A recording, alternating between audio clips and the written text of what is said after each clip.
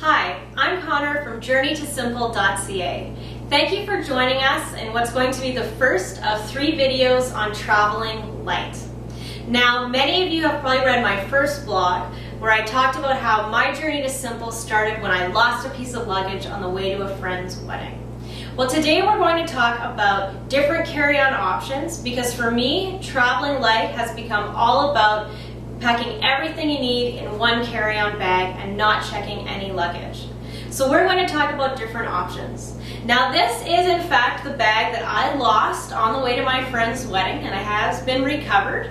And this is still a great option for most people when it comes to carry-on luggage. This is a standard roller style piece of luggage. We weighed it before this video when it was empty, and it weighed approximately 3,330 grams. It holds about 25 liters worth of content. You can get this in a variety of prices. And for many people, this is still the best option when it comes to carry-on luggage, especially if it's really important to you that you don't always have to be carrying your piece of luggage around the airport. Now for me, this isn't my best option, partially because of my height. So I'm 4'11", so getting a piece of luggage like this into an overhead bin can be pretty cumbersome for me. And I also wanted something that gave me a little bit more flexibility, that I could kind of grab and go with at any time. And so I went on a search to find a bag that fit my needs a little bit better. So the one that I found after reading a lot of reviews and looking at different options on the internet, I found this bag. It's called the Shuttle 2, and it's from Mountain Equipment Co-op. This bag, again, right before we made this video, we weighed, and empty it weighed about 1,300 grams. And again, it holds approximately 24 liters, okay? And there's a few things that I really love about this bag. So first of all, this bag has 2 separate compartments. The main compartment opens up completely, so it's really easy to pack in here, unlike a backpack that you can only put things in from the top.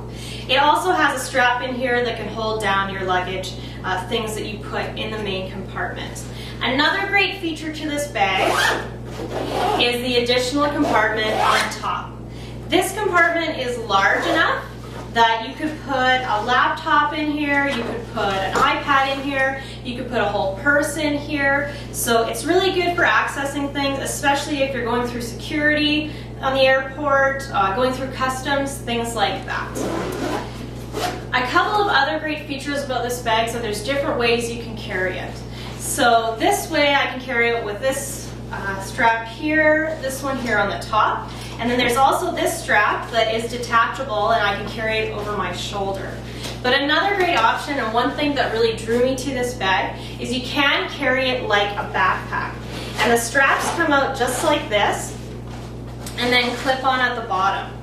So it's a great option if you want to have the flexibility of having a backpack, but it's also a great option if you want to put those straps away. It looks a little more formal if maybe you're traveling for work or things like that.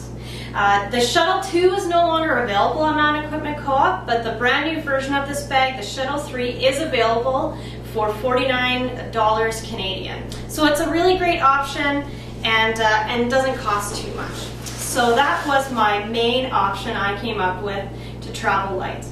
So now I've been traveling light with this as the only piece of luggage I take when I travel for about 2 years. And after seeing me do this for about 2 years, my husband decided that maybe there was something to this, and he liked to travel this way as well. So we did look into the Shuttle 3 and considered buying that for him. And as much as I love Mountain Equipment Co-op, one thing I love even more is buying local. So I also looked up some options. I went to Etsy.com, which is a website where you can look up things that people have made by hand. And you can also search by region. So I searched the province that I lived in and neighboring provinces and the states that are just south of our province. And I ended up finding this bag. This bag is from a company called Anka Bags. It was made in Minneapolis, Minnesota, and the person who made this bag makes them in his apartment.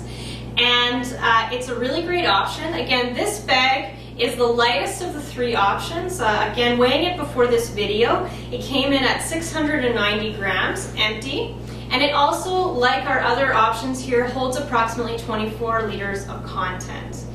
Now, some of the things about this bag are very similar to the one we just looked at, but I'll talk a little bit about some of the features.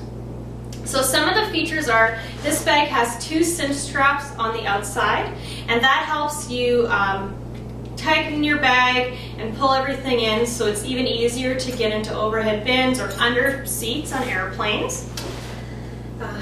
This bag also opens to one large main compartment. So it's really easy to open all the way and get at everything that you need in this bag. There's a small pocket here. The zippers are very heavy duty, which is great. I know this bag is going to last me a long time. And another great feature of this bag is there is a small compartment here on the outside where you could put, say, a boarding pass or a passport, things you need to access really easily. There's also a strap here on the side and a strap here on the top.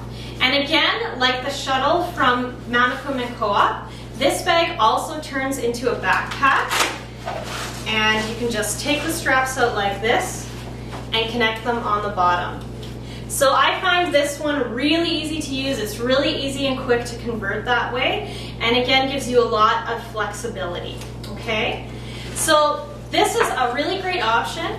It comes in at about $169 Canadian, which I know is probably our most expensive option here. Like I said, it was made by hand locally, which is really important to me, so well worth the time and money that it took to get here. So thank you for joining me today on this video, and now that we know what we're going to pack our clothing and items in, our next video is going to talk about what items are we going to take with us when we travel. So thanks for joining me today, and join me again at journeytosimple.ca.